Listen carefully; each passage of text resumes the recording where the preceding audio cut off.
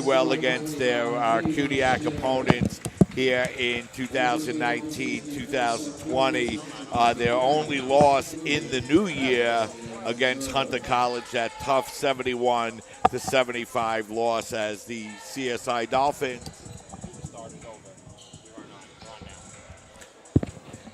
as we get ready to bring you the starting lineups here this afternoon. First, we'll bring you the starting lineups for Medgar, as it will be number 3, Destiny Simmons, number 4, Kiera Flowers, number 14, Kaya Doherty, number 20, Cindy White, and number 25, Samina Radovic. For the College of Staten Island, it'll be the familiar 5 that you see up on your screen. Number 1, Megan McEwen. Number 10, Jada Rogers. Number 13, Diana Tadero. Number 14, Brianna Rubisky. And number 25, Kayla Schmitter. As Nick, we had a little bit of technical difficulties in the early going, but we hope to bring you game number 2 here of the afternoon. And the CSI ladies basketball team, as we mentioned, coming in playing very well, having won their last 6 games, and 9 out of their last 10, is they're able to bring the ball down the lane and lay it up and in and take an early 2-0 lead, as that's Brianna Rubisky with the basket for the Dolphins. Quick start here for the Dolphins. That ball worked inside that time. That shot by Doherty is no good. Rubisky grabs the rebound and feeds it ahead to Rogers, and Rogers will draw the offensive foul, as that time she drove it in down the lane, and Destiny Simmons able to set up in front of Rogers and draw the offensive foul. So that will be the first team foul and the first foul of the game on the Dolphins. Dolphins showing a little bit of a press here in the early going, is that Flowers looking to get the ball up the floor now to Simmons. Simmons driving the ball across the lane, but she's going to get called for the double dribble. So off of the turnover, it will be Dolphin basketball. And, Mike, we should note that Medgar only has a 6-person roster here today, so 1 person on the bench. So fatigue certainly will play an issue. These teams met on December 6th. The Dolphins winning on the road 105-35 in that game, as Dolphins able once again to get the ball in towards the basket and get their second basket of the afternoon. And now off the turnover, McEwen able to drive it in and lay it up and in. So a quick 6-0 lead here for the Dolphins. Nice job there by Schmitter to make the basket, and then Dolphins with the steal. McEwen lays it up, 6-0 already. So a couple of baskets now and a couple of turnovers as Rogers able to get it down the lane and lay it up and in, and it's a 8-0 lead here for the Dolphins. This is definitely the start you wanted if you're the Dolphins here. Another steal, and looks like we're going to have another basket. So a 10-0 run to start this game. Yeah, so the Dolphins with a 10-0 run here in the early going. We'll have a whistle and a timeout on the floor, Nick. So the Dolphins off to an early 10-0 lead, but you know, Nick, we got to do the game, the first game together, and what an exciting game that was, Nick. The Dolphins able to open up a 14-point lead in that first half, and the Cougars did a great job storming back, opening up their lead to as many as 13, but the Dolphins hung in and were able to come back in the second half. Big second half performance by Cartalis, Ziris, and led, of course, by Adio Latunji. Latunji, 29 points. You saw him right here in the post game. We interviewed him. He was tremendous offensively in the second half, really took over, led the run. Dolphins got the win, but the big key in this game, Mike, was the full court press that the Dolphins had, and it was just too much for Medgar to handle. We saw so many turnovers in a row. We saw multiple times where the Dolphins would score and then within seconds get the steal and score again. So big swings at the end of that game. So the defense led the way as well. Did Adio Latunji offensively. And the Dolphins really needed that win, Nick, in the worst way. They had dropped 3 in a row, and, you know, they had been struggling to score offensively, and really their best offensive performance since back on December 27th in their overtime win against Curry College, and for their Dolphins, their second highest scoring output of the year. Certainly, and another thing to keep in mind, their last Saturday afternoon game here this season. So the crowd was really into this game, and they fed off the electricity here in the tank. So it will be the Cougars to inbound the basketball. The Dolphins getting off to a quick start here, leading by a score of 10-0. As Nick mentioned earlier, the Cougars coming in with just 6 players here this afternoon. And they're really going to have a hard time against a Dolphins women's basketball team that has been playing very well. Good ball denial there by McEwen. Simmons, that shot is up no good, and able to grab the rebound that time is Cindy White, and she's going to draw the foul as got hit in the face that time by Diana Tadero, and Simmons will go to the free throw line here to shoot 2.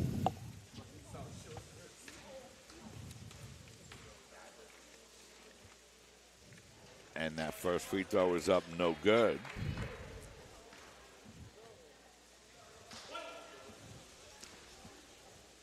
Cindy White at the line. Cindy, a 66% free throw shooter this year. So she splits the pair, and the Cougars get on the board 10-1. McEwen bringing the ball up the floor now for the Dolphins.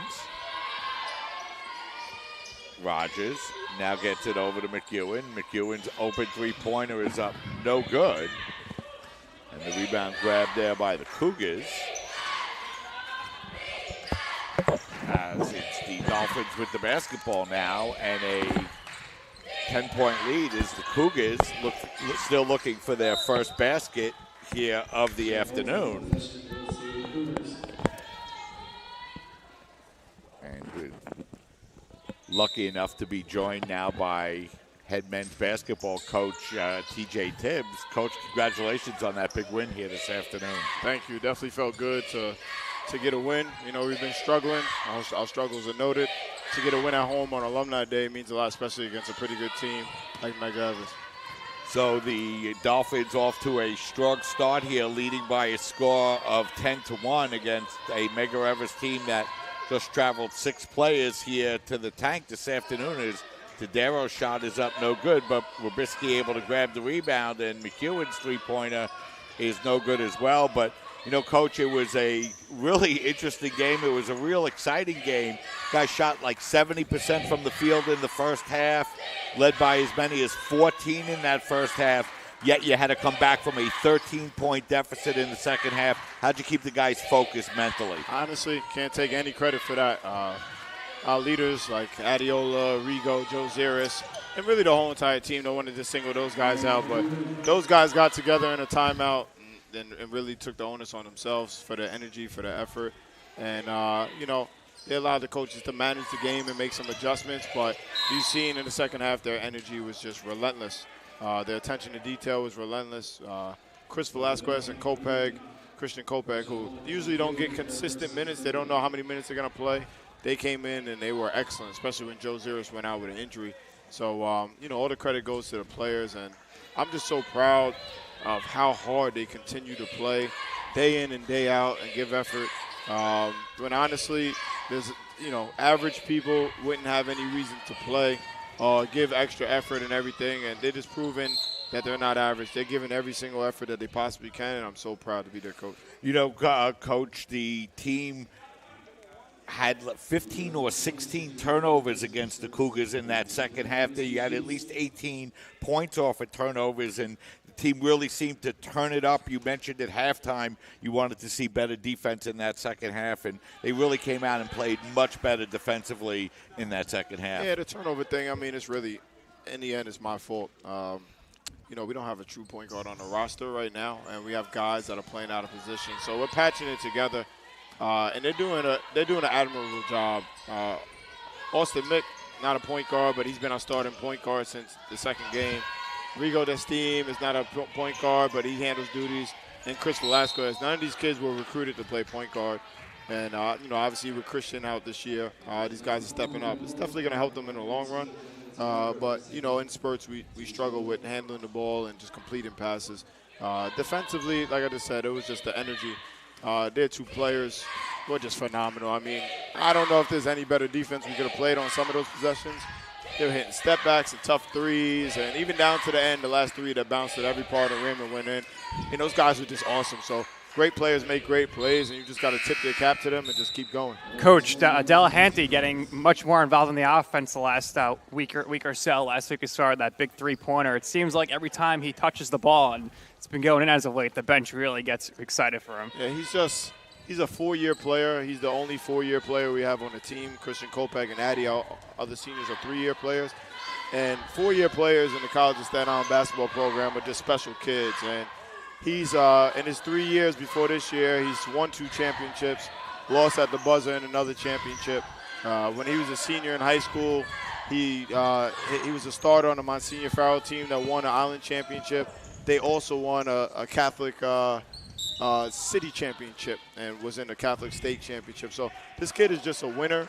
He comes to practice every day, he works. He hasn't played a lot of minutes in his career, but he is an integral part of the program. I mean, his brother was an awesome part of the program, and now he is. And we know the games are winding down, so anytime Deli can put the ball in the basket, which he's very capable of, but, he doesn't really do on a regular basis, the guys give him his due. And, make sure we're showing love to the big fella because he does everything, whether he plays or not, to make sure that we win the game. Coach, this year the team is in the middle of transitioning over to Division II, and, as the season rolls down and you face some of these CUNYAC opponents for the second and last time this year as a CUNYAC conference team, what are your thoughts as a player that's gone all the way back, had so many big games against CUNYAC opponents, now you've coached against them as a couple of years in the conference. What's it been this year kind of being on the outside looking in? Honestly, it's really weird. Humbly, every year I've been involved in CUNY, not only have I been able to compete for the championship, but my teams have gone to the championship. That's as a player, as an assistant coach, and as a head coach. And competing for a championship is a very special thing.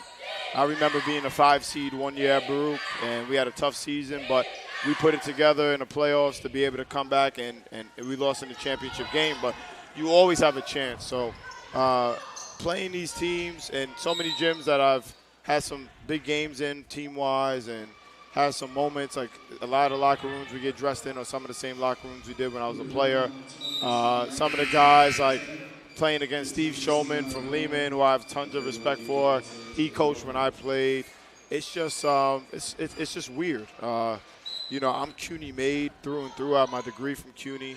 I cut my teeth as a player in CUNY. I cut my teeth as an assistant coach in CUNY. And I cut my teeth as a head coach in CUNY. And it's just weird. That's for lack of a better term. But it's fun going back to these places. CCNY was a little difficult to realize that was going to be the last time we were going to play there because of some of the championship moments this program has had there. But, it's not about me, and it's not about the other 2 guys who played with me, J.C. Albano and Kurt Menezzi. It's about these kids having the best 5 games that are left possible, and then we can kind of reflect on it when the season's over. Coach, as the team continues to develop and get ready to really being full-blown into Division II basketball next year, what are you looking for in these last 5 games and, even more importantly, throughout the offseason as you get ready to dive full-blown into Division II next year? Yeah, I think we just need to continue to build. These games are important because we're competitors. We want to win any game. But I think, we have a lot of guys returning back next year, scheduled to return. We'll have 5 seniors. We'll have a bunch of guys returning back. Obviously, we'll get Christian Taylor and Shamal Martin back. And then,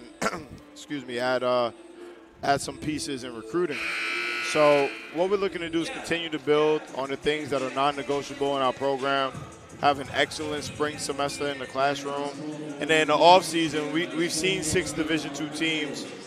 We played against 3 teams that are nationally ranked, and we just need to continue to raise our level of play and competitiveness.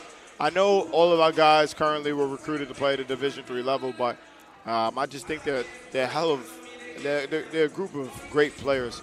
So it'll be a little bit easier per se next year because everybody will be sliding down into what their role usually is. Hopefully we can keep everybody healthy. And it's just big to just rebuild a foundation that's already there program-wise as we transition to a new era and going against new teams and opponents. Coach, how has your recruiting game plan changed moving into D2 now? How do you go about looking for the different talent? I mean, honestly, it hasn't changed. I'm blessed to have the best assistant coaches in the country. So we've always been out and evaluating guys. From a standpoint of who we can get, obviously it's a little bit more competitive now with offering scholarship money and piecing together academic money and financial aid. And it's a little bit more competitive. So we have kids interested in the school with great academics from other states that we otherwise wouldn't be and play for if we were Division III. So that's fun on that aspect. But from a young man's perspective, we're looking for the same caliber of young man that we've always attracted here. And we had Alumni Day today, and we have a bunch of those men now that come back with their families, and they're just awesome men. And I spoke to them, and I reiterated the fact that we're looking for you guys. I mean, obviously, we would like for them to be more talented or bigger or stronger, higher ceiling, but we still need guys that buy into the program, that are going to be ambassadors for the community, that are going to embrace Staten Island and what it is, and are going to be role models for the little kids that we have in the stands. So the same caliber young man is not going to change, but obviously the talent level is hopefully going to increase as the years go on. Coach, out on the floor here in the first quarter, the Dolphins have broken this one open as Deidre Foster goes in and lays in the basket and lays it up and in. And, Dolphins up by 20 here with 2 minutes left in the first quarter. And, this Medgar Evers women's team continues to struggle, but this ladies basketball team has had a very good year, Coach, in their transition over towards D2. I think it's a credit to their coaches and their coaching staff. And obviously, my office is right next to Sarcone, so we discuss things a lot. It's tough. We're competitors. I've known Nicole Sarcone since I was in 8th grade, so we're just competitors. We just want to fight and win, and we're behind the 8 ball with some things. But I think the one thing we'll both say about our teams is that our kids are giving everything that they have. We went down to Nova Southeastern and played. They were the number 2 team in the country at the time, and they were just one of the best teams I've ever played in college basketball. It's just we just didn't have that talent. It's just nothing to compare it to. We've never played anything like that. But with the women's team, what they've been doing is they're really solid. They're big girls. Their freshmen are having an impact. They're integrating well with the older players. They're working really hard. And even the Division III non-conference games they've had, they beat Cabrini the other day, and that's traditionally a really strong program. So I see these young ladies every day and their coaching staff, and they work really, really hard. They're integrating their new players really well. They have great attitudes about them. They do well in the classroom. And just like us, they're just trying to build one step at a time. So although Medgar is kind of behind the 8 ball with 6 young ladies, they're out here and they're doing the things that are important to their program and making sure they're building to get ready for the next game. And, Coach Deidre Foster and Christina Arvello and Jada Rogers, the 3 freshman players that are really getting a lot of minutes, really show a lot of promise. And you look at Foster, she seems to get better every game that she plays. And Jada Rogers has shown flashes, especially on the offensive end, really since the first time she stepped on the floor this year. Yeah, and to break down the games a little bit, I mean, Deidre Foster, first of all, she is the nicest young lady that I've ever met in my life. She's so sweet. But she runs, as you see her get a basket right now, she runs the floor really well. She's starting to step out and hit a couple of threes. Her footwork in the post is great. I think all the young ladies' footwork has improved, especially with the addition of Kelsey Carey. I know she works very hard with their front court players. Christina Arvello is a kid that's just really tough, is great with the ball, can shoot the 3, helps handle. I know helps take some pressure off of Meg with handling the ball. She defends, and she's somebody that, as a guard, you go through ups and downs to handling the ball and pressure, and she's going to be a phenomenal player. And Jada Rogers is just an awesome open court player. I mean, when she's in the open court, I just feel like she's unstoppable. She has that 1-2 step that is like a Dwayne Wade or a Ginobili. She's just so good like that in the open floor. She plays hard, and she's an incredible defender. And I think the future is extremely bright for them. And you can tell right now because they're contributing to games that matter, and that's hard for any 18-year-old to do at any level. So Doherty gets the first Cougar basket of the game, and now Foster's going to get called for the travel with just 4.9 seconds remaining. Medgar Evers with just 1 basket in the game, and the Dolphins off to an early lead. And that's really how we're going to end the first quarter, with the Dolphins with a 26-3 lead. So what we're going to do is we'll step aside, we'll take a break, 1 quarter in the books. Dolphins in control of this one early as they lead by a score of 26-3. You're watching women's basketball coverage right here on your voice of everything CSI Sports, CSI Sportsnet, CSIDolphins.com.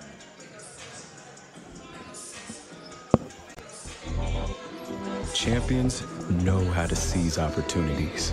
When they see moments of greatness unfold right before their eyes, they push as hard as they possibly can, and then they push harder. Because the heart of a champion never settles, never quits, and never stops giving its all. We are champions. We are Division II. We go big, we give it everything we've got, and we win. On the field, on our campuses, in our communities, for our causes, in our careers. We rise to become champions in everything we do. We are Division II, and there are no limits here. We make our time count. We set our own path. We become champions on our terms. It's time to up your game, because we're here to play and learn. But most importantly, we're here to discover ourselves, our vision, our heart, our drive. 15 seconds, to Mike. achieve every goal we aim for, because we want to be champions at the highest level, life. At Division II, the opportunities are here. Are you ready?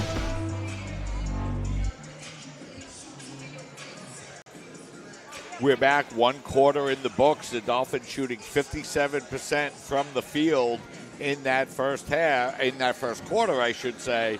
And they go into quarter number 2 with a big lead, 26-3. And, you know, Coach, you mentioned earlier Alumni Day here this afternoon. And, you know, boy, a lot of memories come back when you see all these players coming out onto the floor, you know, players that we've all gotten to watch throughout the years.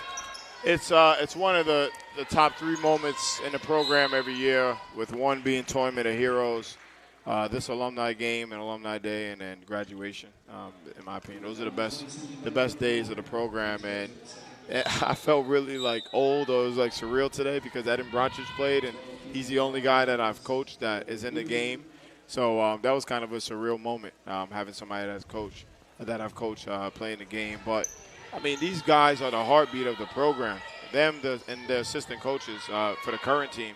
But it's so great to see them out there, guys who didn't ever play with each other, passing the ball to each other, doing some of the same tenets that Coach Petoza has taught us. And it's like, when you're watching the game, it's like these guys just played yesterday. I know they look different, their body's different, and they're all still in the training room 3 hours later. But it's just so much fun that our guys get to see some of the names that they hear about and see them live and talk to them, to play a basketball game. But the most important thing is not the game, or is that they donate their time to come back and to speak to the kids, or just to be a presence.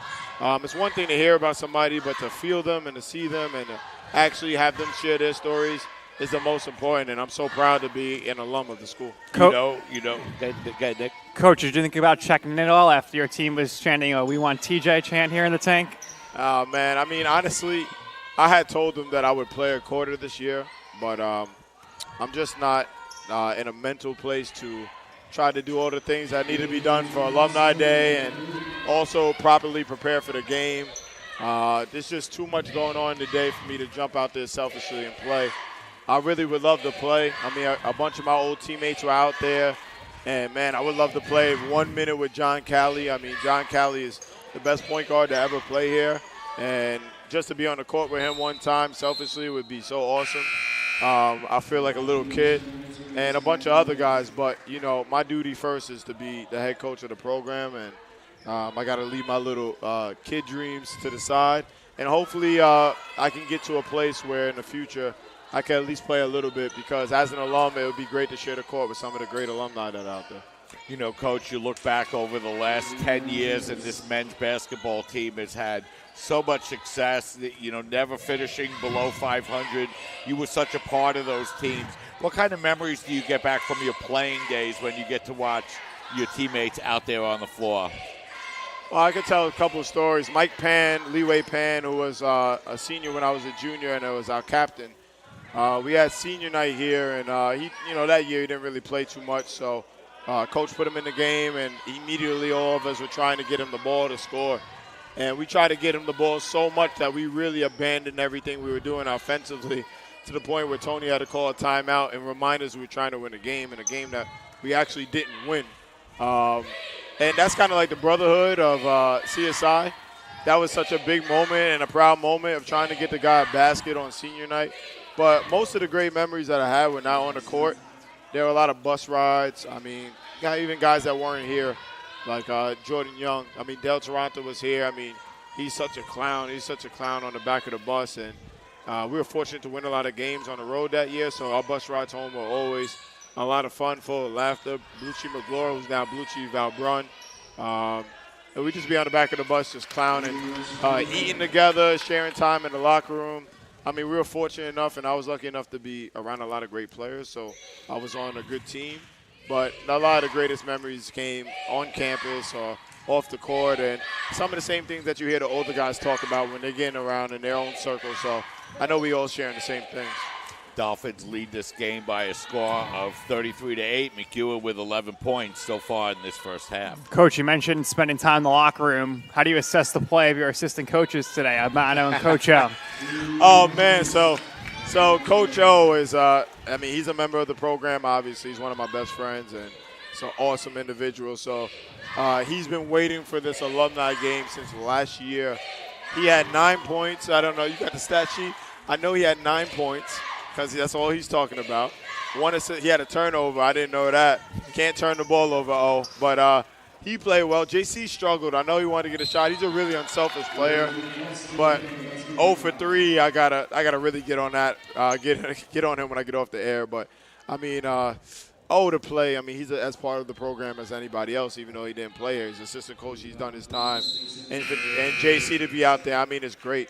I know Kurt wanted to be out there too, but he's a guy that had to scout in the game today, so he wanted to be prepared for the game and make sure he's preparing the kids. So we're having us out there and has ability to play in an alumni game. Like I said, I hope we can all just share in that moment one year. Right now, we're not in that mind space. At least I'm not. But it's great to see my former teammate JC Albano play and my best friend and assistant coach Oren play. But O's got to not turn the ball over. I got to get on him about that. What did you think about Coach O's shoe game today? We discussed it last week at halftime. He was not happy with the comments. He has some Adidas Pro models on today.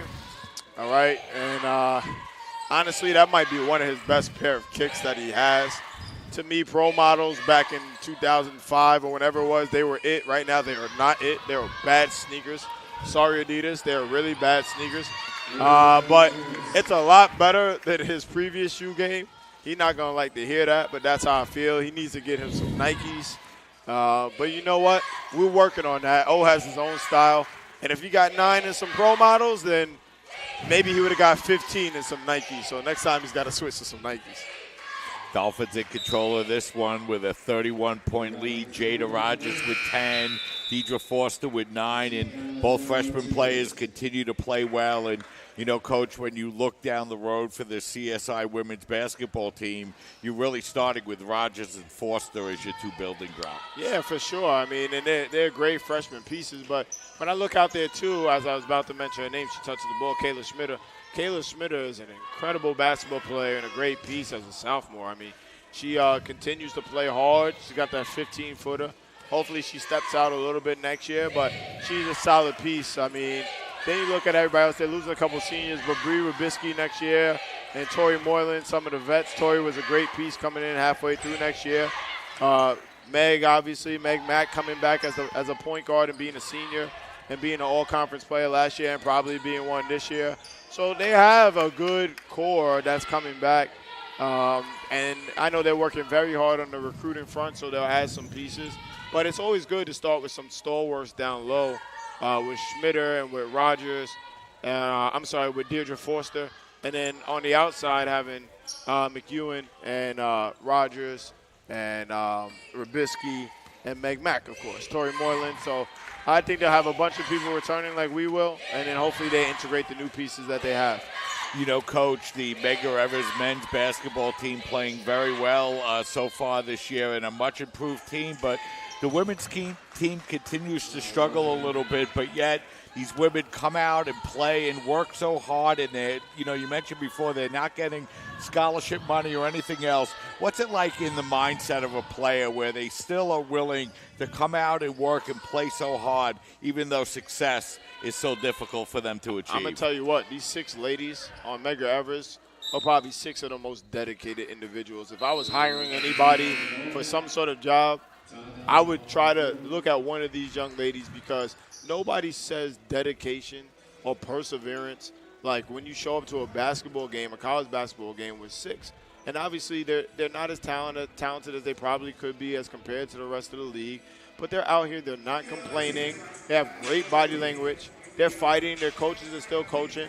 And honestly, they probably know every game they come into, they're probably not going to have a good chance of winning, or it's going to be tough to compete. But for them to commit a Saturday, come over the bridge, not make any excuses, that's what basketball is about. And I think you get some of the most committed athletes in Division III because they're really here because they want to be here, not because they have to, because of scholarship money or anything else. And those are the kids that I really admire. Not that there's not those kids at other levels, but this is the true purity of basketball, and that's why the Division III model is awesome. And I don't know these young ladies at all, but I know they're probably amazing human beings. Yeah, so the College of Staten Island opening up a big lead here.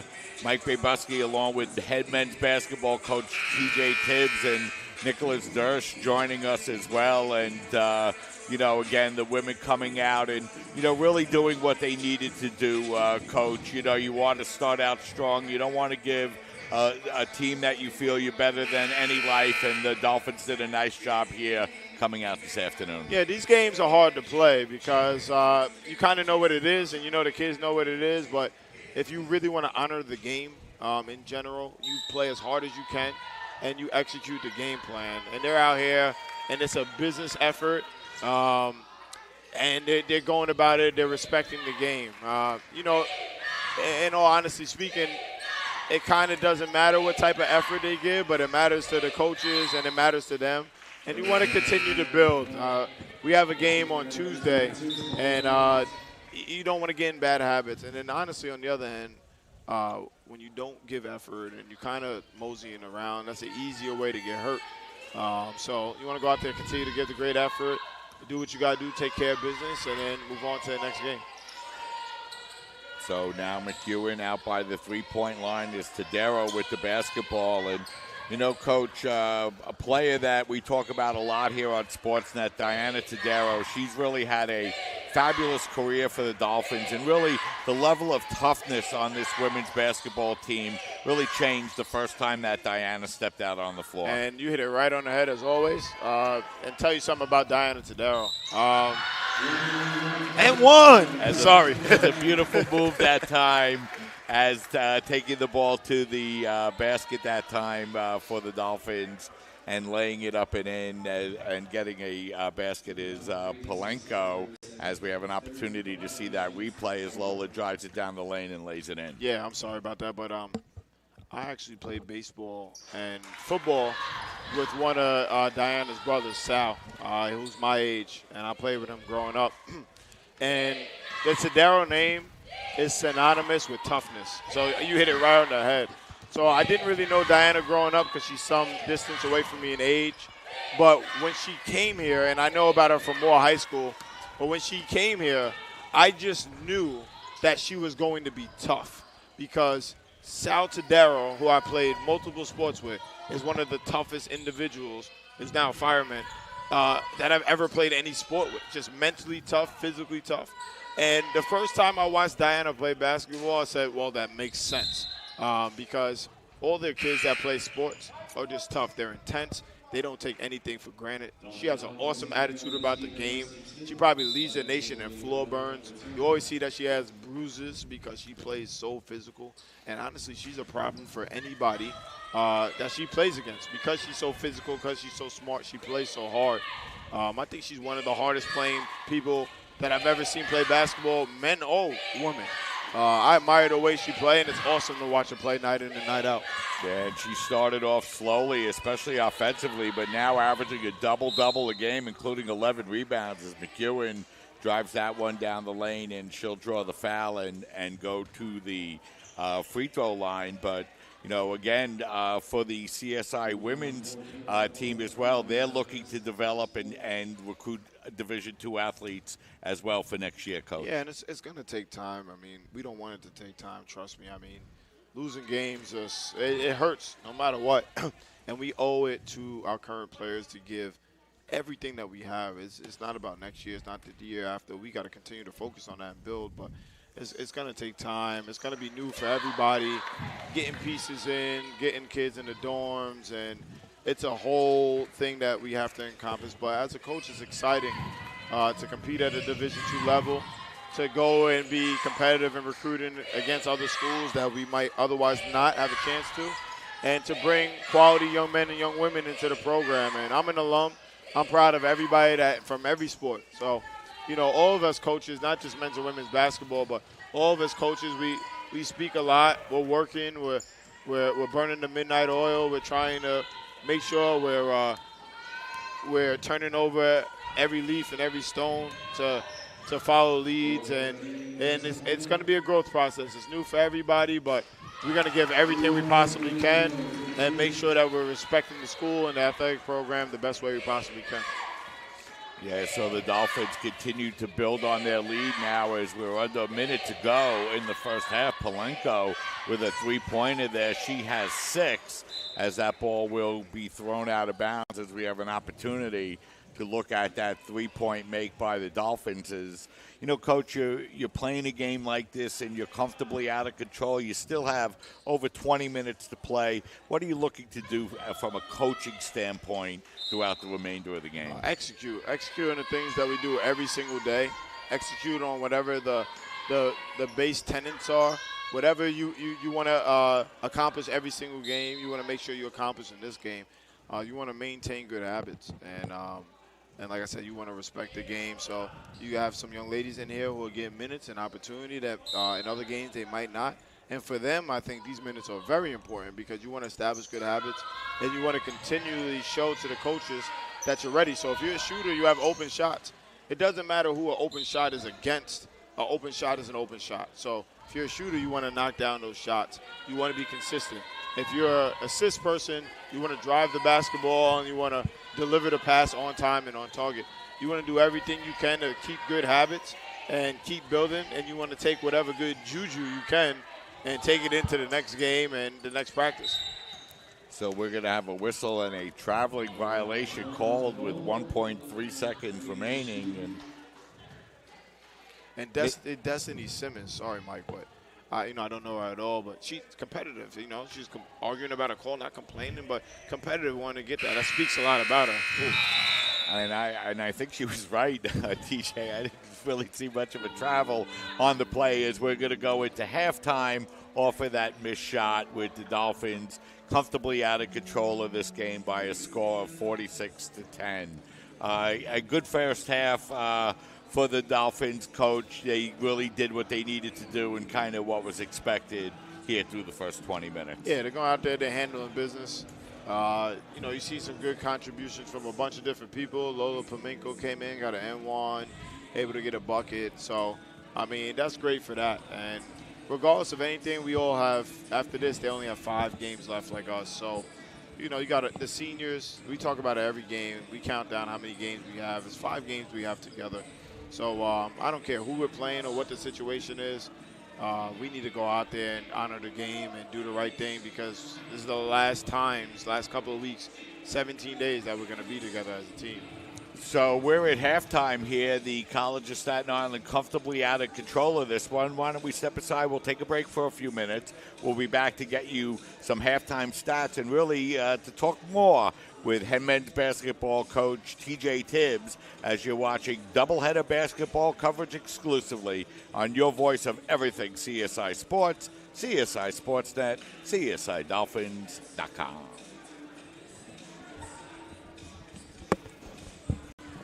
Hobra, a taco joint, Staten Island, where we're proud to have shared our family-first spirit with people from throughout New York City and the world. With indoor dining available both at the bar and on the floor. Or step outside for additional seating and an outdoor bar. Serving beer that's crisp, ice cold, and worthy of a day at the beach. Cocktails that explode with flavor. And great food made with the freshest and healthiest ingredients available. Events feature food and drink specials, live music, and the best of Staten Island nightlife. Your CSI Student ID saves you 10% on your dining order at Cobra. Visit us at 412 Forest Avenue, Staten Island. When your car is damaged, where you take it is your decision. But insurance companies would like you to think otherwise. While they may have a lot of pull, it may not always be in the best interest of your car. Your car will be fixed right and on time. What insurance company can argue with that? Call Dependable Auto Body at 718-447-4898. The Kettle Black on Staten Island, a top 5 wing joint in America by Food and Wine magazine. Serving daily lunch and dinner at the bar or on the floor. Perfect for family and group parties with top shelf drink and delicious food. From great times with good friends. Live sports and watch parties. To Staten Island's hottest nightlife. The Kettle Black features live music and DJs weekly. The Kettle Black features daily and nightly food and drink specials. The best Staten Island has to offer is at the Kettle Black. We'll see you there at the Kettle Black, located on 415 Forest Avenue, Staten Island. Be sure to check out the Kettle Black's monthly calendar of events, only at Kettle Black.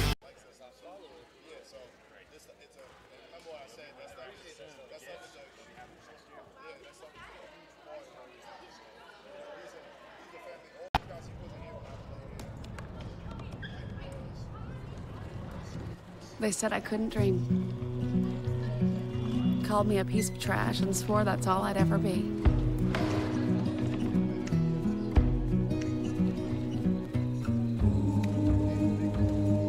Said a bottle couldn't see the ocean.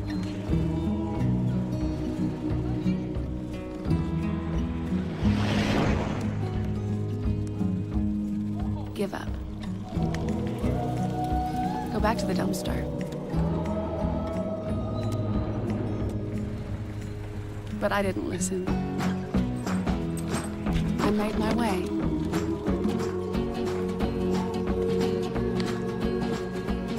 And now, I am what I've always wanted to be.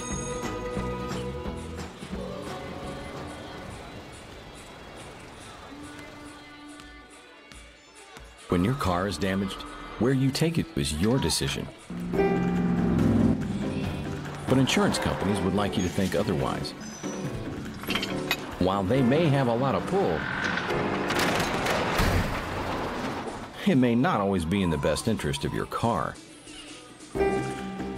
Your car will be fixed right and on time. What insurance company can argue with that? Call Dependable Auto Body at 718-447-4898. Hi, Meals on Wheels. I'm Marco. I'm a college student, and I volunteer as a driver for Meals on Wheels.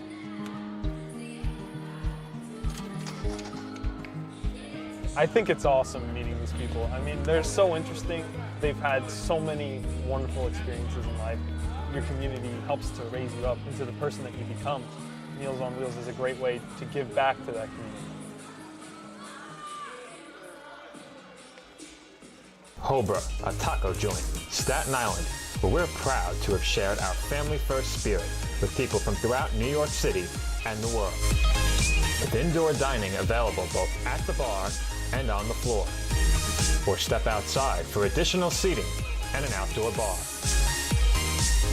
Serving beer that's crisp, ice cold, and worthy of a day at the beach. cocktails that explode with flavor. And great food made with the freshest and healthiest ingredients available. Events feature food and drink specials, live music, and the best of Staten Island nightlife. Your CSI Student ID saves you 10% on your dining order at Hobra. Visit us at 412 Forest Avenue, Staten Island.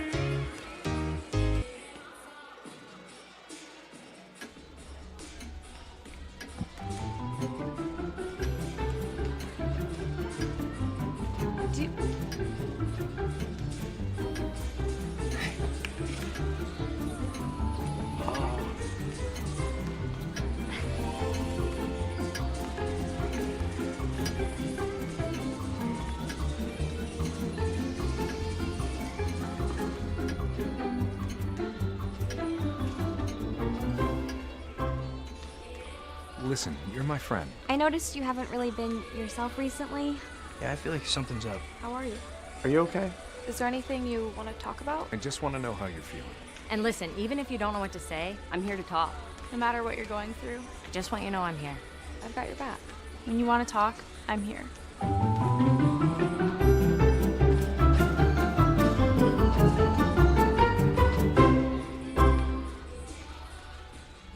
The Kettle Black on Staten Island, a top 5 wing joint in America by Food and Wine magazine. Serving daily lunch and dinner at the bar or on the floor. Perfect for family and group parties with top shelf drink and delicious food. From great times with good friends. Live sports and watch parties. To Staten Island's hottest nightlife. The Kettle Black features live music and DJs weekly. The Kettle Black features daily and nightly food and drink specials. The best Staten Island has to offer is at the Kettle Black. We'll see you there at the Kettle Black, located on 415 Forest Avenue, Staten Island.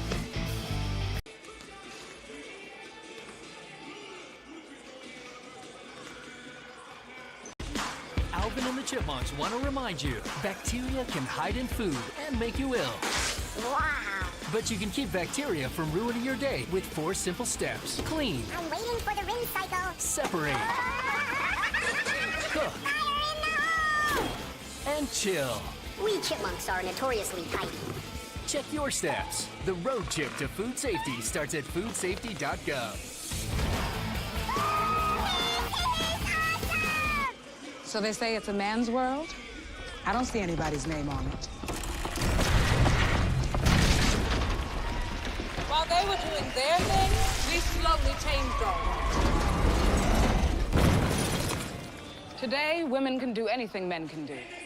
And there's one thing we're even better at.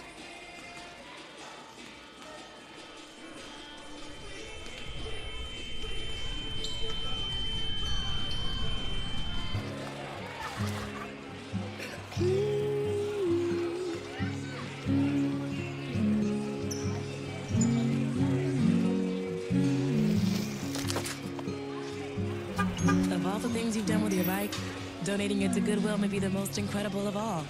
Your donations help fund job placement and training for people in your community, which means your stuff can be more powerful than you think. Goodwill. Donate stuff, create jobs. Hart, what's going on? I'm leaving. Why? What did I do? Not enough. You constantly ignore me. You barely eat anything healthy. You're half as active as you used to be. The pressure is just too much. I quit. Okay, I get it. I'll do better. Just, please, don't leave. Okay. But remember, if I go, you go. Listen to your heart. Don't let it quit on you. Uncontrolled high blood pressure could lead to stroke, heart attack, or death. Get yours to a healthy range before it's...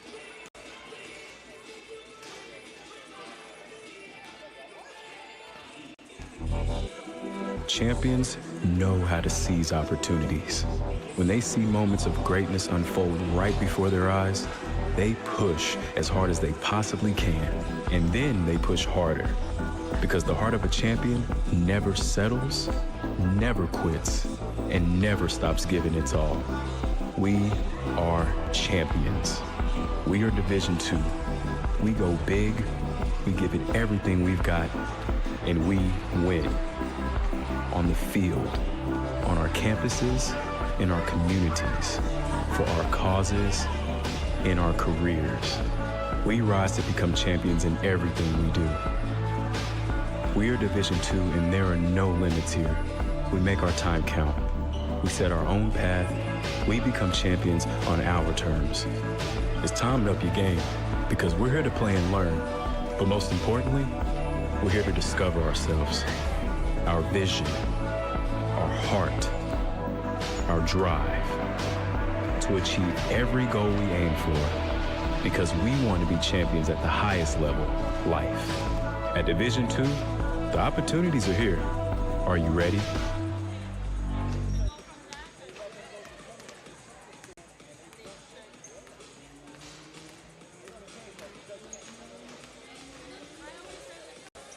Cobra, a taco joint, Staten Island, where we're proud to have shared our family-first spirit with people from throughout New York City and the world. With indoor dining available both at the bar and on the floor. Or step outside for additional seating and an outdoor bar. Serving beer that's crisp, ice cold, and worthy of a day at the beach. Cocktails that explode with flavor. And great food made with the freshest and healthiest ingredients 30 available. seconds. Events feature food and drink specials, live music, and the best of Staten Island nightlife. Your CSI Student ID saves you 10% on your dining order at Cobra. Visit us at 412 Forest Avenue, Staten Island. We're back here at halftime where the College of Staten Island leads in this game by a score of 46-10 as they've been able to jump out and take an early lead and really control this game throughout. They're led by 12 points from Megan McEwen on 12 of 10 shooting. Jada Rogers with 10 points on 5 of 5 shooting.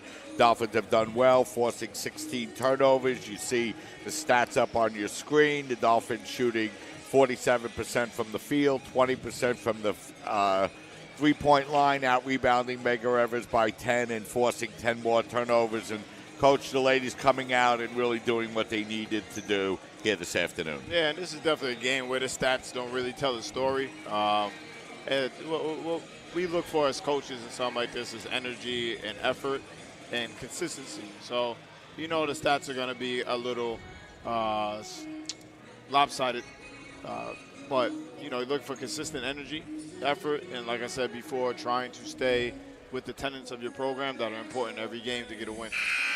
So it'll be the Cougars to inbound the basketball here as we get ready to start this third quarter. And the CSI women's basketball team playing very well. And, they struggled in the beginning of the season, Coach, but, you mentioned the head coach Nicole Sarcone before. She really did a good job with this team, and they played their best basketball over the last month or so. I think she's done a great job with the team. It's also at the beginning of the year we were playing majority, both of us, Division II teams, and it's just different. You can play some Division III teams that are better than some Division II teams and vice versa, but it's just different. The size, the speed, it's something to get used to. And we've also, for both of our programs, we also didn't just schedule 6 Division II teams that just weren't great. We played all great Division II teams, and we also played great Division III teams. And we get challenged every year in the CUNY by all the teams. And we challenge ourselves in the non-conference. And we just hope that we're playing the best basketball at the end of the year. I know this year means a little bit different because you want to peak at the end of the year because you usually want to get ready for playoffs. And obviously we're not playing the playoffs. But at the same time, as a coach and as a player, that's the type of mentality that you want to take. And these freshmen that are out here are going to be the first class. They're going to be seniors by the time we're eligible for playoffs, and I can speak for everybody and say that we want to be competitive as soon as we can and have an opportunity to play in both the conference playoffs and hopefully start getting our first Division II NCAA berths. Coach, how do you make the decision between trying to play teams early in the season that you feel you might be better than, but yet in the last few years you've seemed to take the approach where you've looked to play the best teams that you possibly can? What makes you decide to go one way or another when you're looking at those kind of decisions? That's a great question. I think everybody's schedules for a different purpose, and that's whatever's best for their program. For us as a Division III school, we know that in the CUNY Conference, after that team, the 2013, 2014 team that was ranked in the country, undefeated in CUNY and lost to York and didn't get in that large, that was a clear sign from the NCAA that the CUNY was never going to get another at-large bid, no matter what you did. So the way that I wanted to schedule as a Division III program was to play the toughest teams possible, and if we could, play them on their floor. Because most likely, if you were lucky enough to get through the CUNY and get into the NCAA tournament, which is everybody's goal, you were going to be playing a nationally ranked team on their floor. So you don't want to put your kids in a position where that's the first time they see that type of ability, athleticism, that type of atmosphere. And I think, all 3 years I've been here, we've struggled in the beginning, but we've also haven't played any cupcakes. And I'm proud of that because it helps us in the end of the year. Our first year we were picked to be fifth, and we were losing a lot. We lost Kalik Baum. We lost Frankie Chatino, who was an All-American. We lost Kavan Murphy. We lost Vinny DeCunto. We lost a lot of great players and a lot of unproven guys. Adiola's first year. Christian didn't really play. And I think the teams that we played in the beginning of that year really helped prepare us for the stretch run in CUNY, which is always tough. Really helped us beat a tough Baruch team, a tough Brooklyn team, and a tough Lehman team in the playoffs.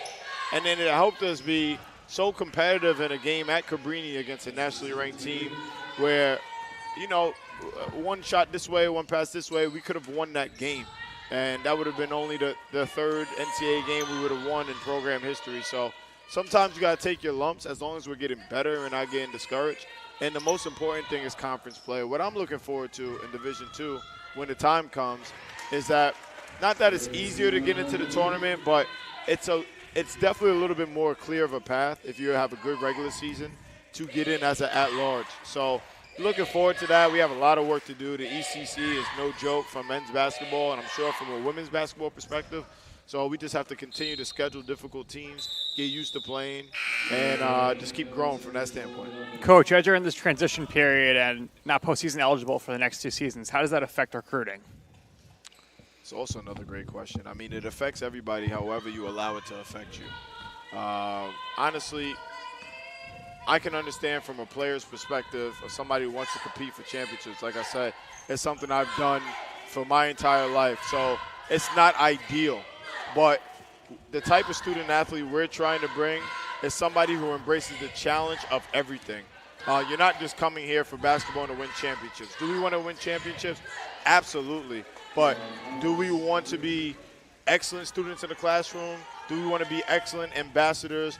Do we want to get better in every aspect of our life? Yes, and that's not for everybody. So more than it's about winning championships, I mean, the number one thing for me is how are we impacting the young men's life? 20 years from now, 10 years from now, 5 years from now, 40 years from now, how have we had an impact on their life? And that's why I love coaching here. I know I'm on the same page with the administration. But trust me, we certainly want to win. And it does have a little bit of effect on recruiting. But at the same time, we got to do our job to evaluate guys. Maybe guys that are being overlooked by some schools. And maybe we don't win some recruiting battles with some schools that are eligible to go to the playoffs. But we need to get the guys in here that want to be here, that want to grow with us. And then when that time comes, they'll be juniors, they'll be sophomores, and they'll be ready to compete like anybody else would. How is the recruiting class looking for the next season? I'm staying very in line with NCAA rules, so I'm going to choose my words very carefully. We actually had somebody who decided that they want to come to our program. I can't use any names or anything, but we're really excited about that. We're really working hard every single day to identify recruiting is the lifeblood of the program, so we got to work hard to identify kids, have kids on campus. go see kids all the time, be on the phone with kids. It's really a 24/7 job. And I think it's really going to shape up really well. We won't really know the results of it until, April, May.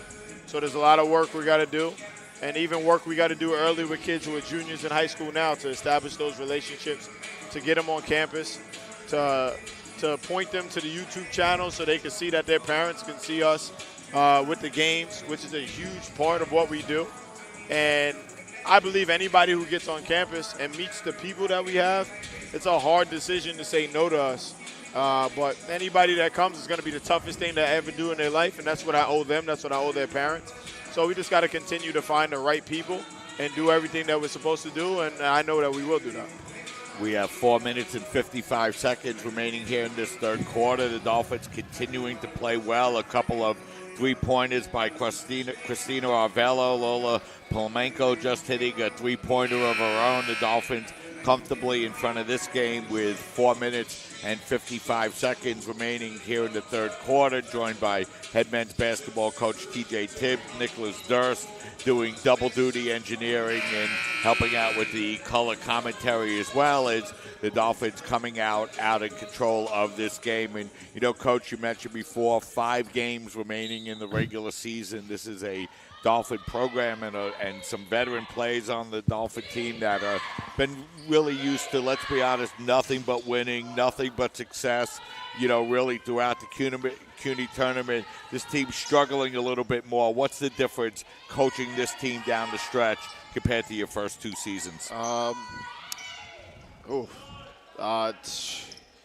It's really that kids, like I said, James Delahanty has played in 3 championship games, and I've been a part of a staff at Baruch that was the 5 seed and still had a chance to fight.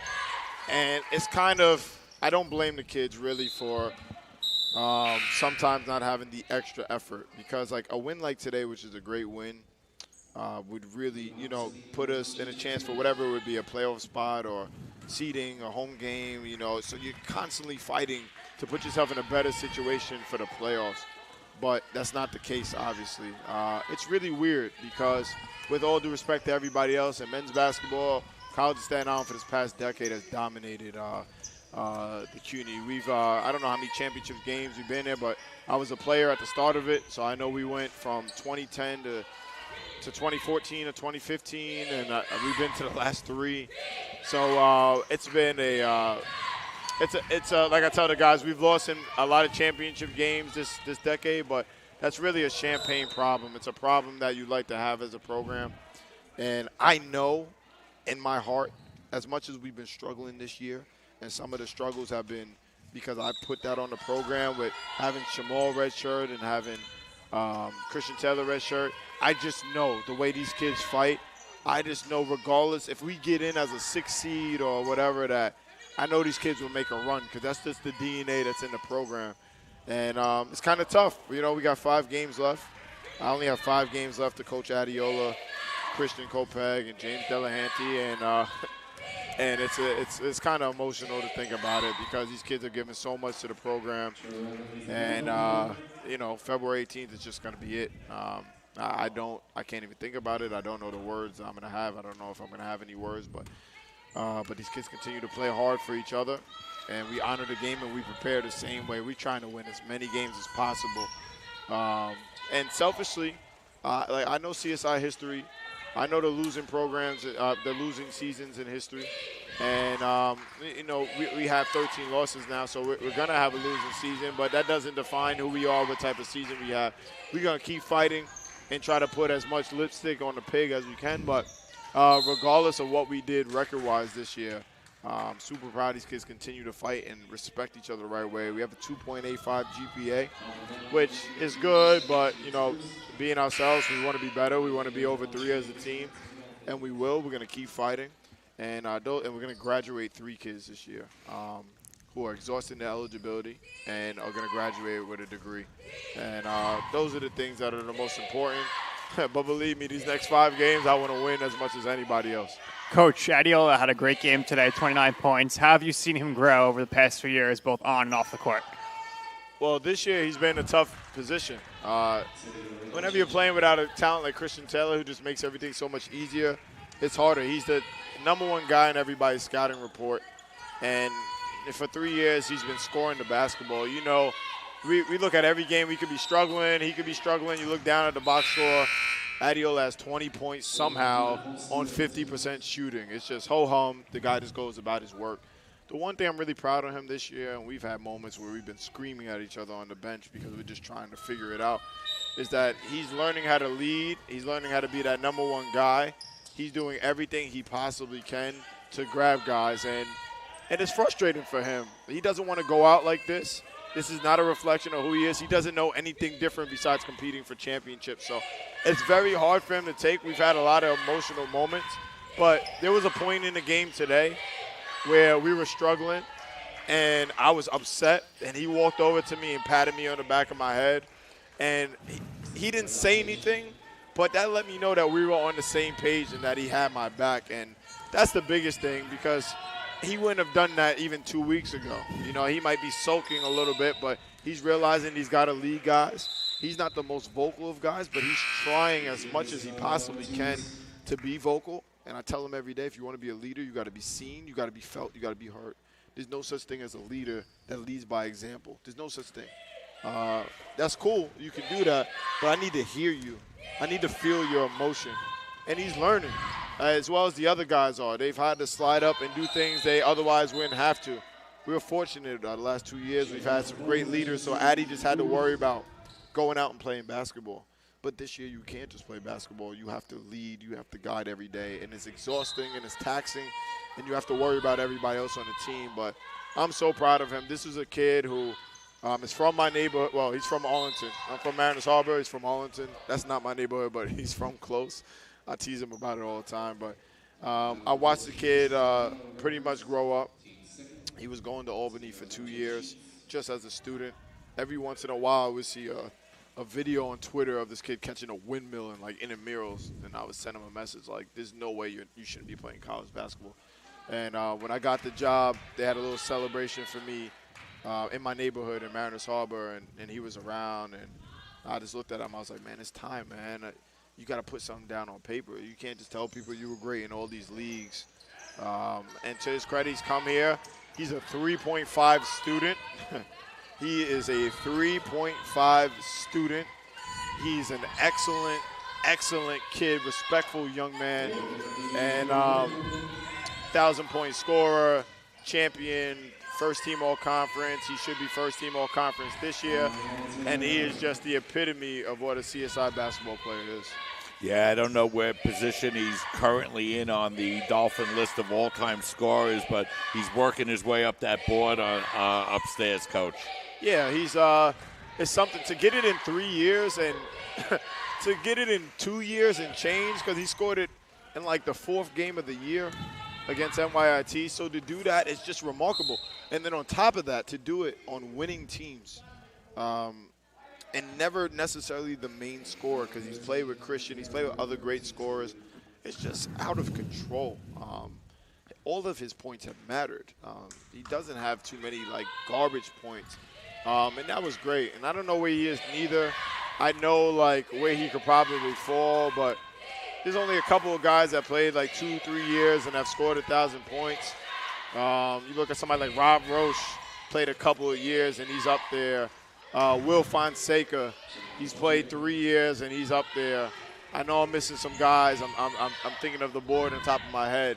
But, you know, he's done it in games and that we've won, and he's contributed to winning. He's contributed to championship-type teams. So that's a tip of the cap to him. I'm glad he can have some individual success in the season. So we are 3 quarters complete in the books. The Dolphins with 20 points in that third quarter. Medgar Evers with 12, and the Dolphins lead comfortably in this game as we get ready to head into the fourth quarter. So we'll step aside, take a break. 10 minutes remaining in this one. The Dolphins in control. You're watching women's basketball coverage right here on CSI Sportsnet, CSIDolphins.com. Alvin and the Chipmunks want to remind you, bacteria can hide in food and make you ill. Wow. But you can keep bacteria from ruining your day with 4 simple steps. Clean. I'm waiting for the rinse cycle. Separate. Cook. And chill. We chipmunks are notoriously tight. Check your stats. The road trip to food safety starts at foodsafety.gov. So they say it's a man's world? I don't see anybody's name on it. While they were doing their thing, we slowly changed ours.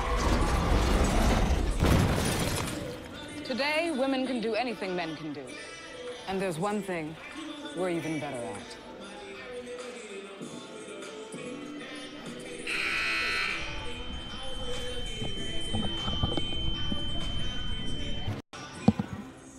We're back, 3 quarters in the books. The Dolphins leading this game by a score of 66-22, and they've really been in control of this one from the beginning and continue to play well. A team that coming into this game has won 6 in a row, 9 out of 10. And, Coach, that's how you're looking to finish out the season. Yeah, just on a strong note, they're on a roll. It always feels good to win. I tell the kids every day, it's so hard to get one win in college basketball, no matter who you play. It's so hard, so just be grateful.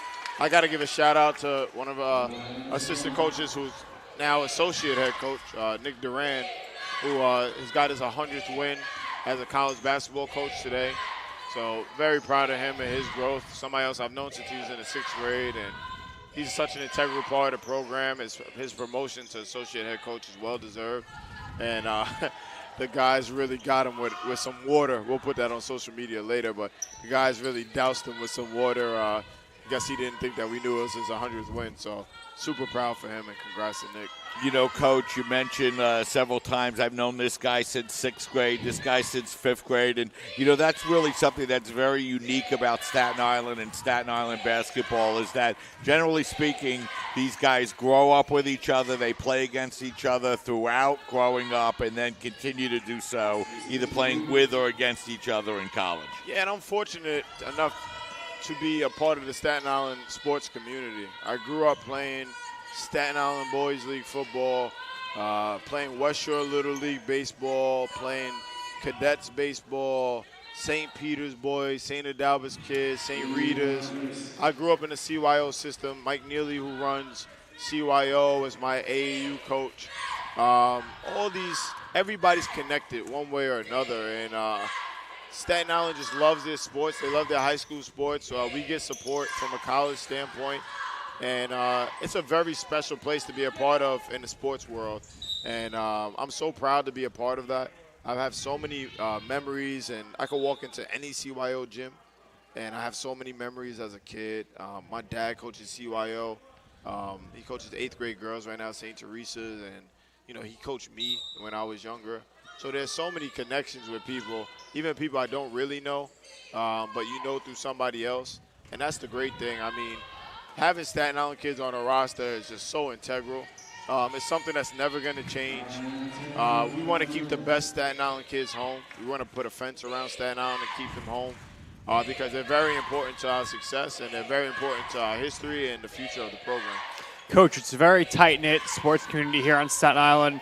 So just wanted to ask you, how appreciative is your team of the support from the women's team? Each game they're out here in the bleachers making noise, especially when the opposing team gets to the free throw line, trying to disrupt the opposing team and just giving their full support for the men's team. I'll tell you what, you never know between men's and women's teams how they act, you know, because they're 18 to 22, 23 years old, so they could kind of get a little weird with how they communicate with each other. But these two groups, we took a trip with them to southern New Hampshire, and it was such an amazing trip. I mean, besides the fact that we both got our butts kicked, but it was such an amazing trip. I mean, the women's team and the men's team gets along so well. You'll see our guys in the stands during their games stomping around and basically running on the court. You know, we really communicate well, and I think it starts with the coaches. Coaching staffs have a lot of respect for each other, and it's so great to have their support because they're going through some of the same things. We travel a lot together sometimes because we have double headers. So to have their support and to be here for their games and to have support is something that, you know, I'm grateful for, and I know my guys are grateful for too. Women in control of this one as they've led from the outset, lead 72-27 with just over 7 minutes and 20 seconds remaining. And, you know, Coach, you had such a successful career with the Dolphins, but you didn't come right back to CSI as an assistant coach after graduating college. What was the road that you took after graduating before you came back as head coach at CSI? Yeah, so when I graduated here in 2012, I actually was supposed to go overseas to Germany. And then a week before I was supposed to go, I got really cold feet and decided not to go. So then I tried out for the D-League, which is now the G-League, the Fort Wayne Mad Ants in Indiana, and I got cut. And it was the first thing I ever got cut from in my life. It was so weird. I definitely learned a lot from that experience. But I was hanging around here that next year, 12-13, when John Myers was here, Blucci was a junior, Javon Cox. And, you know, I was hanging around and I was working out, trying to wait for the next opportunity. But then Jim Engels, who was a St. Peter's grad, gave me an opportunity to be the director of operations at NJIT. So I spent 2013-14 there, and I learned a lot. Jim Engels and his staff, it's like getting a doctorate in basketball. And a lot of the same stuff that I learned from there we use in our program now. And I'm fortunate to have him and Jesse Agel, who was a head coach at Brown before he was an assistant coach with us. And Mike Brown and Brian Kennedy, who's now the head coach at NJIT. So I was on the staff with 3 head coaches, 3 Division I head coaches, so that was an invaluable experience. And after that year, you know, I went, and John Alisi from Baruch gave it a call. I know Baruch is kind of a taboo word around here, and as a player, Baruch was a rival for us. And but he gave me an opportunity to grow, to be a part of his program, to give me a lot of responsibility. I trusted John with my growth as a young coach because I knew I wanted to be a head coach. And it was so hard not coming back because Tony had offered me a job to come coach with him. But I just felt like I needed to do something that was outside of the CSI experience. And with all due respect to Tony, because he's still somebody I can call and take advice from, I just wanted to learn from another person. It just happened to be in our conference. And honestly, there was a time we competed so hard against each other. There was a time where I thought that Tony was so mad that I wouldn't talk to him again. Of course, that's not the case now. But, you know, spending 3 years at Baruch, well, basically 2.5, and then 8 games at Mount St. Vincent around the great people there and the kids that I coached as the interim head coach, that's what really gave me the confidence to know that I could do this. And then, fortunately, being somebody who took over here 3 years ago for Coach Petoza, and I couldn't be more proud and so excited to wake up every day and come in. It's like being a little kid coming in and coaching at my alma mater is just my family and I are just, you know, my fiance, she's at every game and she watched me as a player. My parents, my friends, they still come to the games and sit in the same spots they did when I played. So it's just an amazing time. And you kind of got to pinch yourself sometimes because I walk out on the floor and I see people sitting there and I think I'm about to play. But I'm so humbled to be the head coach of the program. And, Coach, correct me if I'm wrong, but our very own Joe Foreman let me know that last season you had your softball coaching debut in Florida. Is that correct? How did that go? Yeah, well, I'm gracious and grateful to Stella Porter, who stepped down and retired and had a great career here. You know, it was a little in Division III sports when everybody's not full-time and your assistants work in the Board of Ed. She was going to go down short-handed. And, you know, Stella invited me to come down and be a part of their program. And I told Stella and the kids on the team that, you know, I'm there to do whatever you need me to do. I was catching bullpens. I was hitting fly balls before the game. I was coaching first base. And I'm somebody that grew up in a family. The Payne family is very integral. Glenn Payne, who used to be the softball coach at Wagner College. Kevin Payne, who played baseball. Shannon Payne, Kelly Payne, who were great players.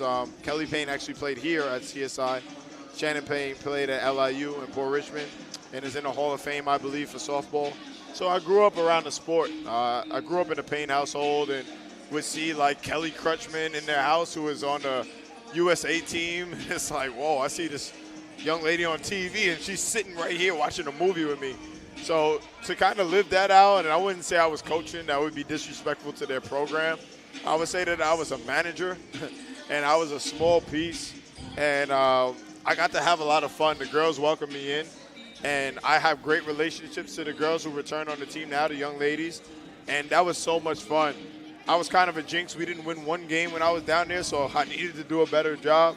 But I had so much fun, and I'm eternally grateful for Stella for allowing me to be a part of that. And that's one of the best memories that I have of being here as a member of the College of Staten Island athletic staff. And Coach, you mentioned Stella Porter, and as women's softball coach here, what a great successful career that she's had. And sometimes people don't realize what they have till it's gone. But it's going to be very difficult for anybody to duplicate the level of success that she had with her CSI women's softball program, a program that really at the end routinely won the CUNYAC conference and routinely went to the NCAA tournament. Yeah, I think they won 7 in a row or something like that. But, the one thing I've learned from Stella, and I have so much respect for her, especially for when I played here, because she's such an awesome person, is that her kids have success off the field. And that's something that I learned as a head coach, that she cares so much about these kids off the field. Of course, she wants to win and she's competitive. She recruits a lot. She goes hard with recruiting. But she thoroughly cares about all the kids that have come through her program. And you don't replace somebody like Stella Porter. Same thing with like a Tony Petoza. I mean, nobody could ever replace that. You just look to build upon what they did. And I got to give a shout-out to Eric Kraut, who is our new softball coach. And Eric has a long history of college softball. He came from Yale. And, he's in here. And, they started practices a couple of weeks ago. And they're working really hard. The kids are taking to him well. And his job is not to replace Stella. He can't replace Stella. Can't be Stella. His job is to be Eric Kraut. And this is some of the advice that I took personally. I mean, I was a little fortunate that I came from the same program and played for Coach Petoza. But when you have a shadow that's big, you can't worry about that shadow. You kind of just got to be your own person. You got to be confident in what you do. You want to hold on to some things that the program did, and I have a lot of respect for that. But at the same time, you want to be true to yourself. And now that you're the CEO of the program, you want to do things that are important to you as well. Like I said, it was an easier job for me because me and Coach Petoza can still talk at any time, and I played for him. And it'll be a little bit more difficult for Eric. But, our administration did an incredible job going through the candidates and hiring Eric, because he's just a home run as far, not to use a pun, but such a home run as far as how he carries himself, how he goes about his work, how he is with the young ladies. And I can't wait to see that softball team out there in the spring. Hopefully it's a little warmer, because that cold is rough. But I can't wait for their team to get out there, see the brand of softball that they're going to play. As that outside jumper is up no good, as the rebound grab by the Cougars as we approach 3 minutes remaining in this game, and the Dolphins in control of this game comfortably. And, for the softball team and the baseball team, Coach, as we get ready to soon get into the spring sports, they're going to have the same issues that you've been going through as well, and that's going to be playing their final year within the conference as they look to convert over to Division II. Yeah, and playing a lot of Division II games. So I honestly don't know how it is in other sports, but what I do know is Mike Morrow coached team, with Pat Daddio, and those guys are going to compete. They're going to play hard. And in baseball, I was just talking about this with somebody the other day. Every sport looks different. You look at soccer, it's hard for one person to have such a huge impact because there's 11 kids on the field. And with baseball, if you have a kid that has a great arm, he can give you a chance to be in any game. So everybody there looks different. And I think the one thing we need to do is that we need to stay within what we do in our individual programs, and we can't compare it to anything else because it all looks different. I think everybody's going to go through some level of struggle because obviously we're competing against some higher level of talent. But also I think we have the right kids in here to rise to the occasion and embrace that. And I look at our kids, I look at other kids, I say, hey, if anybody was trying to give you a Division I scholarship at a high school or a Division II scholarship, none of you would have blinked at it. Y'all would have taken the scholarship. So this is your opportunity to show that all these schools have overlooked you. I felt like I was overlooked as a player. I play with a chip on my shoulder. I coach with a chip on my shoulder. So if you feel like you're that good, then what's a better way to prove it than to do it in the games and to do it together? And I think that's what the baseball and softball teams are going to do. I enjoyed watching the soccer teams. I know swimming is a little different because it's times. Tennis teams struggle, but our soccer teams went out and competed. And shout out to John Tardy, who got our first Division II win. I believe they beat Felician. I could be wrong. I was watching the game in my office, and we got a goal at the end. I forgot who got it because the cameraman did not move the camera. We got it in like the last 30 seconds of the game, and we got the goal. And I remember that. I was so happy for us, so happy for John Tardy to get that first Division II win, and that's something that I'm never going to forget. So I'm looking forward to the rest of the teams competing. Yeah, and, you know, Coach, sometimes people don't realize that really for a department to be successful, you're really looking for all the teams to work together, not just to have a group of individual teams within the program. And that's the best thing. When I was a student here, Mike Moore was always bringing his baseball teams to the games. They were always in the stands. Me and Mike Moore used to always joke around. And he came in my office the other day, and, you know, maybe I beat myself up too much. We all do whenever we're going through things, but he gave me some tremendous advice that I'm not going to disclose on air. And that's the thing about us being so close, is that I think he could see that, you know, that I was beating myself up, and he just unprovoked just came in, just spoke to me, gave me tremendous advice, and really enabled us to have some better days of practice and for me to focus more on some things. I'm grateful for that. And I'm sure there'll be another time where I'll be there and I'll have some words of encouragement for him. We all go through it. Coaching college athletics is tough, but it's nothing to complain about because we chose this path. And I get to coach basketball for a living. It's really a dream. So whatever the quote-unquote stresses are that come with the job is something that I've earned and that I love to have and that I'm grateful to have. So I'm very humbled and that we can have that, and humbled to be a part of all the coaches that are here, and that, you know, Jackie Bruno, our new women's soccer coach, and to continue to help and just to lean on each other. And, Coach, with Moylan's last basket, every Dolphin today has scored a point.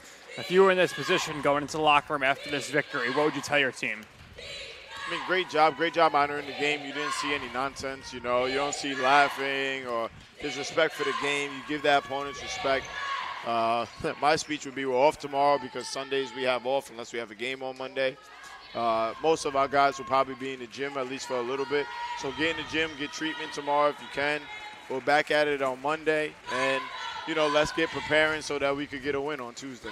So we're in the final seconds of the game. The Dolphins winning this one by a final score of 87-29. And, you know, Coach, I know we got to talk a lot on the air about a lot of different things here this afternoon, and maybe didn't follow the play-by-play as closely as you usually do, but a strong all-around effort by the ladies. They continue their hot play, 7 in a row now, 10 out of the last 11. It's very hard to win any game in college basketball. It's very hard to win any game in college basketball. So what these young ladies just did is to continue to feel good about themselves, put things on paper, and I hope I get a chance to grab the Medgar Evers coach, because I know he knows what he's dealing with, but at the same time, it's such a tremendous sign of respect for what they do night in and night out, and it was a pleasure to be on the broadcast for them. As we're nice enough to be joined by Lola Polanco, who comes over and joins us. Congratulations on another win here this afternoon. Thank you. Lola, the team has won 10 of 11 games, 7 in a row. You guys are playing very well. How have you turned things around here in the second half of the season? I think we've just worked harder in practice and worked more as a team. So for you sometimes getting some limited minutes and wanting to go out there and make the most of your opportunity, and probably knowing today was a game you were going to get your opportunity, what's the type of mindset you take into a game like this, and what are you trying to prove to yourself or prove to the coaches with your minutes that you have today? Just that every time I go in that I'm helping my team and I'm being an offensive threat. Whatever I have to do to help the team. Lola, you guys have 5 games remaining down the stretch. You guys have been playing great basketball. You're red hot, 7 in a row. What are you looking to do in the last 5 games? Just continue to win and work as a team, and then we'll finish out the season good. Thanks a lot for coming over and joining us. problem. Thank We're you. joined by Lola Palenko, who's nice enough to come over and join us after a big win here this afternoon. And, you know, Coach, the ladies came out and did exactly what you wanted to do. Built up an early lead. Were never really challenged today. But like you said, played the game right throughout and played a good 40 minutes here today. Played the game the right way. I mean, you can see the smile on the kid's face. You can't tell me that her minutes today does not matter to her, and it gives us some confidence because you don't know, and I tell the guys who on my team who don't really play that much, you never know when your opportunity is going to come. So if you stay ready, you don't have to get ready. It's a cliche. So she stays ready. I know specifically with Lola, she's a kid that's always in the gym, always trying to get better, always trying to work on her game.